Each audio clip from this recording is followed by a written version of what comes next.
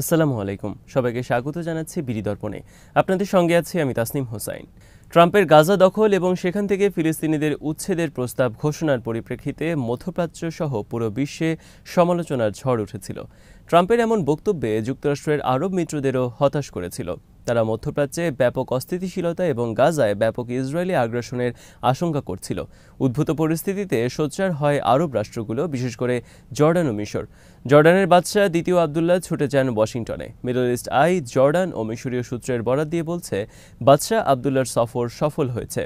এমনকি এটাকে তারা প্রথম বিজয় বলেও উল্লেখ করেছেন এবং সূত্রগুলো জানিয়েছে বাদশাহ আবদুল্লাহ ট্রাম্পের সঙ্গে একান্ত বৈঠকে তাকে সতর্ক করে বলেছেন তার ঘোষিত পরিকল্পনা মধ্যপ্রাচ্যে ইসলামী উগ্রপন্থাকে উস্কে দিতে পারে, তাতে হিতের বিপরীত হবে।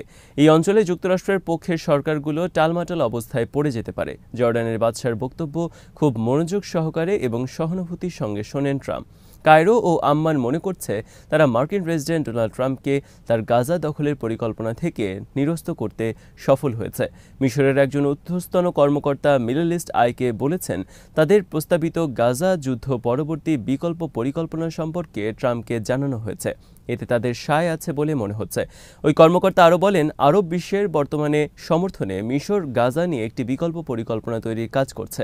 প্রেসিডেন্ট ট্রাম্প এই পরিকল্পনায় সম্মতি দিয়েছেন। প্রতিবেদনে বলা হয়েছে ওই বৈঠকের ফলস্বরূপ শনিবার ৬ ইসরায়েলি জিম্মিকে মুক্তি দিতে রাজি হয়েছে হামাস। সে সঙ্গে যুদ্ধবিরতি পরবর্তী পর্যায়ের আলোচনা শুরু হতে যাচ্ছে। পাশাপাশি হামাসের শর্ত অনুযায়ী গাজা পুনর্গঠনে ভারী যন্ত্রপাতি উপত্যকায় প্রবেশের অনুমতি দিয়েছে ইসরায়েল।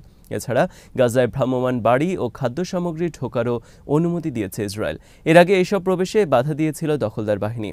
পরিবর্তিত পরিস্থিতিতে মিশরের প্রেসিডেন্ট আবদেল ফাত্তাহ আল সিসির সৌদি আরব সফর করার কথা রয়েছে। সেখানে গাজা পুনর্গঠন নিয়ে আলোচনা হওয়ারও কথা। মধ্যপ্রাচ্য ভিত্তিক সংবাদ মাধ্যমগুলো বলছে আরব রাষ্ট্র ও ফিলিস্তিন কর্তৃপক্ষ তথা পিএ যুদ্ধ পরবর্তী গাজা উপত্যকার শাসন নিয়ে কয়েকটি পরিকল্পনার কথা তুলে ধরেছে। এতে ফিলিস্তিনের ভেতর ও বাইরে থেকে গাজায় সরকার পরিচালনার কথা বলা হয়েছে, তবে সবই হবে হামাসকে বাদ দিয়ে। এই অবস্থায় গাজার ভবিষ্যৎ কী হবে তা নিয়ে প্রশ্ন দেখা দিয়েছে। উল্লেখিত মিশরীয় কর্মকর্তা মিডল ইস্ট আইকে বলেন, কায়রো যে পরিকল্পনা দিয়েছে তা বাস্তবায়ন করার জন্য কোনো ধরনের সংঘর্ষের প্রয়োজন নেই, কারণ হামাস গাজায় নতুন সরকার প্রতিষ্ঠার স্বার্থে নিজেদের দূরে রাখতে সম্মত হয়েছে। তবে তাদের একটাই শর্ত, ওই সরকারে ফিলিস্তিনি কর্তৃপক্ষের জ্যেষ্ঠ কোনো কর্মকর্তাকে রাখা যাবে না। মার্কিন বার্তা সংস্থা এপির এক খবরে বলা হয়েছে, মিশরের যুদ্ধ পরবর্তী গাজা পরিকল্পনায় হামাস বা ফিলিস্তিনি কর্তৃপক্ষের কোনো কর্মকর্তাকে রাখা হয়নি। প্রতিবেদনে বলা হয়, ফিলিস্তিনি কর্তৃপক্ষের পুলিশ বাহিনীর যে অংশ ২০০৭ সাল থেকে গাজায় দায়িত্ব পালন করছে তারাই গাজা পরিচালনায় কাজ করবে। গাজায় ২০০৭ সালের নির্বাচনে জয়ী হয়ে হামাস সরকার গঠন করেছিল। এর আগেও প্রতিবেদনে এমন কথা বলা হয়েছিল। গাজার ভবিষ্যৎ সরকার গঠনের প্রশ্নে হামাস কিছুটা নমনীয় থাকবে। তাদের শর্ত হচ্ছে গাজায় সরকার গড়বে ফিলিস্তিনিরাই, যুক্তরাষ্ট্র বা ইসরায়েলের আরোপিত সরকার এখানে হবে না। তাহলে প্রশ্ন হচ্ছে, গাজা উপত্যকায় নিরাপত্তার দায়িত্বে কারা থাকবে? ১৯৯০ সালে গৃহযুদ্ধের পর লেবাননে যেমন নতুন সরকার গঠিত হলেও হিজবুল্লাহ সশস্ত্র অবস্থায় রয়ে গেছে এবং রাষ্ট্রের বাইরে আলাদা সশস্ত্র বাহিনী হিসেবে তারা কাজ চালিয়ে যাচ্ছে, তেমনটা ফিলিস্তিনেও হচ্ছে কিনা এ বিষয়ে মিশরের ওই কর্মকর্তা মিডল ইস্ট আইকে জানান, লেবাননের মতো পরিস্থিতি যাতে এখানে না হয় সেই বিষয়টি উপসাগরীয় দেশগুলো নিশ্চিত করতে চায়। এই কারণে গাজা উপত্যকায় তাদের সক্রিয় ভূমিকা থাকবে। গাজার পুনর্গঠনে বিনিয়োগের মাধ্যমে তারা এই ভূমিকা পালন করে যাবে। তবে সংশ্লিষ্টরা বলছেন, জর্ডান ও মিশরের এই দাবি কতটা সত্য সেটা দেখতে হলে আরও কিছুদিন অপেক্ষা করতে হবে। রাশিয়া ২০২২ সালে ইউক্রেনে হামলা শুরু করে। তৎকালীন মার্কিন প্রেসিডেন্ট জো বাইডেনের প্রশাসন প্রত্যক্ষ ও পরোক্ষভাবে ইউক্রেনকে সহযোগিতা করেছে। একই সঙ্গে কিয়েভের পক্ষে রয়েছে ইউরোপ। এক্ষেত্রে তুরস্কের ভূমিকা ছিল অনেকটাই কৌশলী। তুরস্ক একদিকে ইউরোপের দেশ, আবার মার্কিন নেতৃত্বাধীন সামরিক জোট ন্যাটোর দ্বিতীয় বৃহত্তম সদস্য। কিন্তু তারপরও সরাসরি রাশিয়ার বিরুদ্ধে অবস্থান নেয়নি আঙ্কারা। ইউক্রেনের সঙ্গে থাকা প্রতিরক্ষা চুক্তির অংশ হিসেবে একদিকে কিয়েভকে ড্রোন সরবরাহ করেছে, অন্যদিকে ইউরোপ ও আমেরিকার পক্ষ থেকে মস্কোর বিরুদ্ধে আরোপিত বিভিন্ন নিষেধাজ্ঞার অংশীদার হয়নি আঙ্কারা। অর্থাৎ কিয়েভকে ড্রোন দিলেও মস্কোর সঙ্গেও কূটনৈতিক সম্পর্ক অক্ষুণ্ণ রেখেছে এরদোয়ানের দেশ। পাশাপাশি শুরু থেকেই ইউক্রেন যুদ্ধ বন্ধে কূটনৈতিক প্রচেষ্টা অব্যাহত রেখেছে তুরস্ক। এ নিয়ে নিরপেক্ষ ভেন্যু হিসেবে আঙ্কারায় রাশিয়া, ইউক্রেন ও জাতিসংঘের প্রতিনিধি সমন্বয়ে কয়েক দফা বৈঠকও অনুষ্ঠিত হয়েছে। সেই হিসেবে ইউক্রেন যুদ্ধ বন্ধের ক্ষেত্রে অন্যতম উদ্যোক্তা হিসেবে বিবেচনা করা হয় এরদোয়ান ও তার দেশকে। কিন্তু গেল জানুয়ারি মাসে যুক্তরাষ্ট্রের নতুন প্রেসিডেন্ট হিসেবে ডোনাল্ড ট্রাম্পের দায়িত্ব গ্রহণের পর থেকেই পুরো চিত্র পাল্টে যেতে থাকে। ইতোমধ্যে ইউক্রেনকে সব ধরনের সহযোগিতা বন্ধ করে দিয়েছে ট্রাম্প প্রশাসন। নির্বাচনের আগে থেকেই ইউক্রেন যুদ্ধ বন্ধের প্রতিশ্রুতি দিয়ে আসছিলেন ট্রাম্প। ক্ষমতা গ্রহণের পর যেন তর সইছে না তার।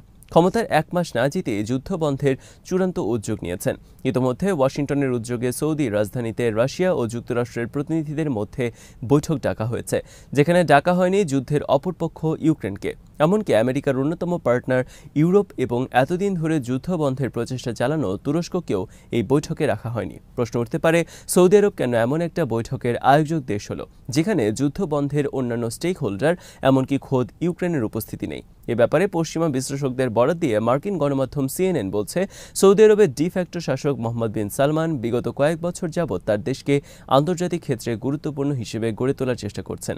সৌদি আরব সেটা পারবে কিনা তা সময়ই বলে দেবে। কারণ কেউ কেউ মনে করছেন ইউক্রেন যুদ্ধের অন্যান্য স্টেক হোল্ডার তথা তুরস্ক ও ইউরোপ এবং খোদ কিয়েভকে কৌশলে এই আলোচনা থেকে বাদ দেওয়া হয়েছে কিনা সেটাও দেখার বিষয়। কারণ এই পক্ষগুলো মধ্যপ্রাচ্যে দ্বিরাষ্ট্রী তথা ফিলিস্তিন ও ইসরায়েল রাষ্ট্রে বিশ্বাসী। পাশাপাশি শুধুমাত্র যুক্তরাষ্ট্র ও রাশিয়ার মধ্যকার এই আলোচনার আয়োজক হওয়ার ক্ষেত্রে তুরস্কের প্রভাব খর্বের ইচ্ছাও সৌদি আরবের থাকতে পারে বলে মনে করা হচ্ছে। আর সেখানেই খেল দেখিয়েছেন তুরস্কের প্রেসিডেন্ট এরদোয়ান। অর্থাৎ যুক্তরাষ্ট্র ও রাশিয়ার পররাষ্ট্রমন্ত্রীরা যখন রিয়াদে বৈঠক করেন তখন আঙ্কারা সফর করেছেন ইউক্রেনের প্রেসিডেন্ট ভলোদিমির জেলেনস্কি। তিনি অভিযোগ করেছেন, যুক্তরাষ্ট্র নিরাপত্তা দেওয়ার নাম করে ইউক্রেনের 50% খনিজ সম্পদের মালিকানা পেতে চায়, কিন্তু আমি তো দেশ বিক্রি করে দিতে পারি না। আমি ইউক্রেনকে রক্ষার জন্য লড়াই করছি। তাছাড়া ইউক্রেনীয় প্রেসিডেন্ট এককভাবে সৌদি আরব সফরে যে সূচি ঘোষণা করেছিলেন সর্বশেষ সেটাও স্থগিত করে দিয়েছেন তিনি। অন্যদিকে ট্রাম্প প্রশাসন শুধুমাত্র রাশিয়ার সঙ্গে বৈঠক করার উদ্বেগ প্রকাশ করেছে ইউরোপের দেশগুলো। ফরাসি প্রেসিডেন্ট ম্যাক্রন বলেছেন, আমরা ইউক্রেনে পাকাপোক্ত ও দীর্ঘস্থায়ী শান্তি চাই। সেটা অর্জন করতে হলে রাশিয়াকে অবশ্যই তাদের আগ্রাসন বন্ধ করতে হবে।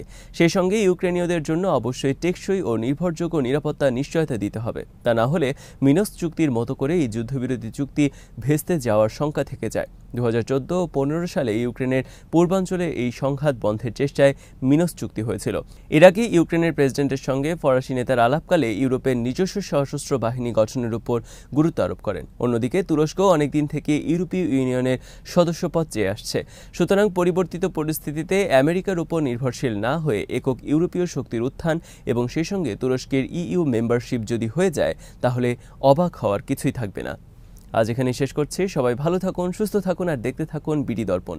চ্যানেলটি ভালো লাগলে সাবস্ক্রাইব করুন, সংযুক্ত থাকুন আমাদের ফেসবুক পেজে। আল্লাহ হাফেজ।